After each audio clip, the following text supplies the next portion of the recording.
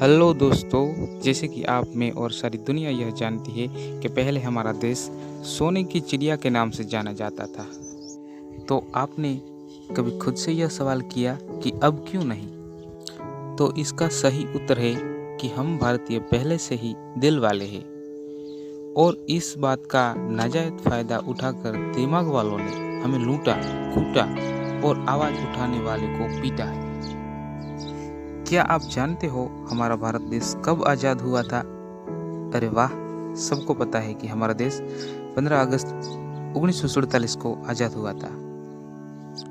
चलो एक और प्रश्न, क्या आपको पता है कि इंसान कब आज़ाद हुआ? नहीं पता? चलो मैं ही बता देता हूँ, कभी नहीं। झटका लगा? जी हाँ दोस्तों, यही असलियत है। विदेशियों ने हमारे देश को तो आज़ाद किया, पर आज भी हमारी सोच उनकी गुलाम है।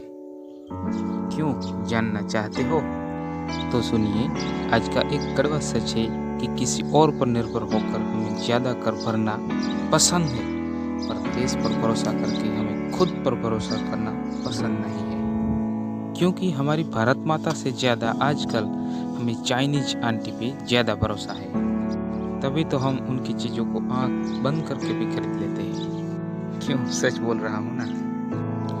क्योंकि आजकल चाइनीज आइटमों की भरमार है हर बाजारों में और हम दिल खोल कर उनका इस्तेमाल करते हैं। दोस्तों, इस खरीदी पे पूरा दोष हम सब लोगों का नहीं है। इसके पीछे कहीं ना कहीं सरकार की कुछ गलत नीतियाँ या व्यापार पर इतना ध्यान न देना जितना चाइना देता है।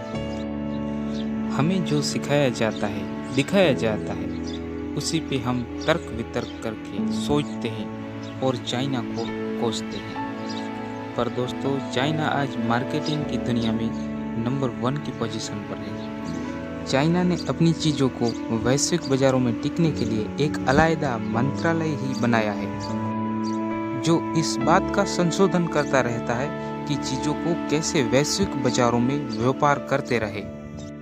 और उन्होंने अपनी चीज़ों को यूज एंड थ्रो के तहत प्लास्टिकीकरण करके और सरकार की सहायता से एडवांस टेक्नोलॉजी से बहुत ही सस्ता उत्पादन करके वैश्विक व्यापार बढ़ाया है।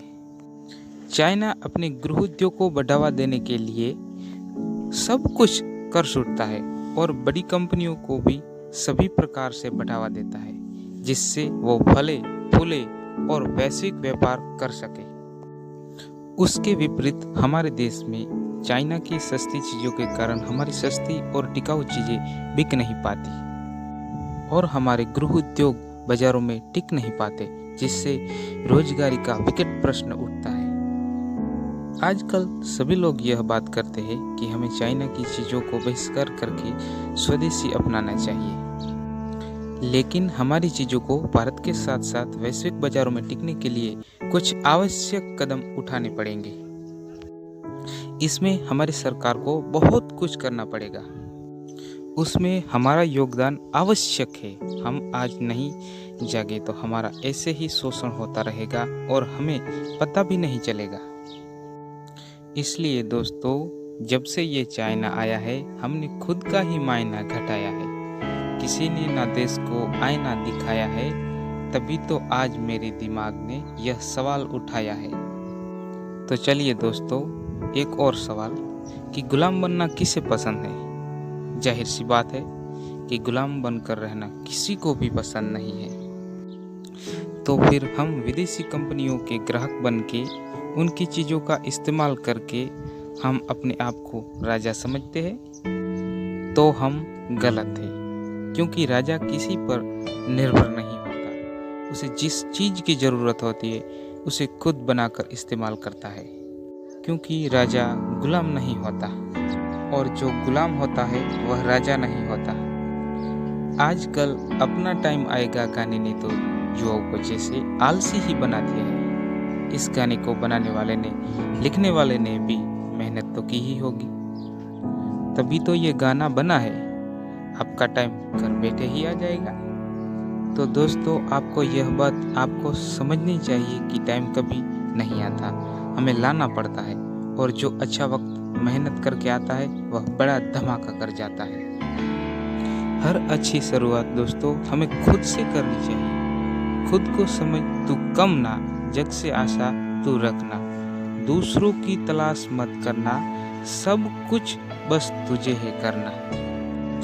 दोस्तों मुश्किलें तो हर किसी के जीवन में आती है। मुश्किलें तो वह किले हैं जिस पर चलने से कई लोग डर के घर पर बैठ जाते हैं, और अगर आप इससे पार कर जाते हैं तो वही किले आपकी जीत के प्रमाण पत्रों को दीवार पर टांगने में मदद रूप बनते हैं। तो अब फैसला हम सब के हाथों में है कि हमें गुलाम बनकर रहना है या राजा।